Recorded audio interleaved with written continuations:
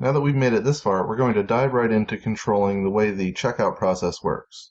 We'll start off by controlling the guest checkout mechanism of Magento.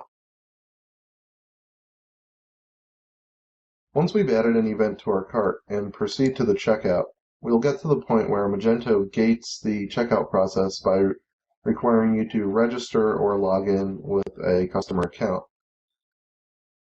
Guest checkout is a feature that Magento provides to allow you to check out without having to log in or register. But we don't want our event customers to check out as guests. So I can show you how Magento disables this in the downloadable product.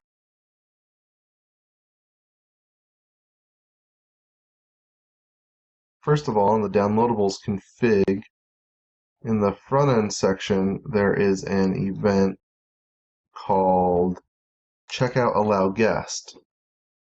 And so the downloadable observer is basically checking whether or not guest checkout is allowed for that store and disabling it.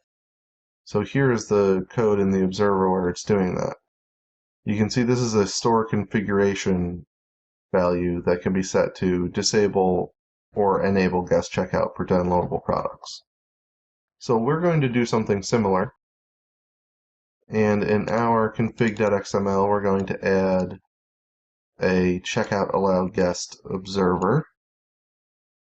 And this observer I'm going to create in a checkout class. You can see I'm segmenting my observers, and I usually do this to keep the functionality for different observations in different files. This makes it helpful when upgrading or when using version control to track my observers, my module code.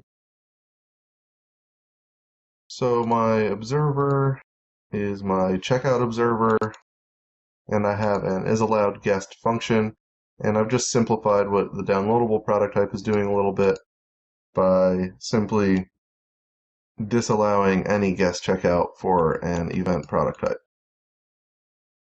So once I save my two files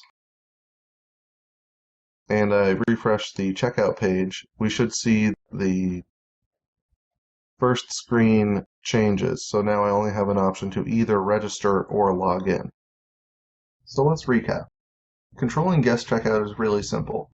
There's only one step involved, and that's to create an observer for the checkout allowed guest event. Coming up in the next video, we're going to be creating a custom payment method, so stay tuned.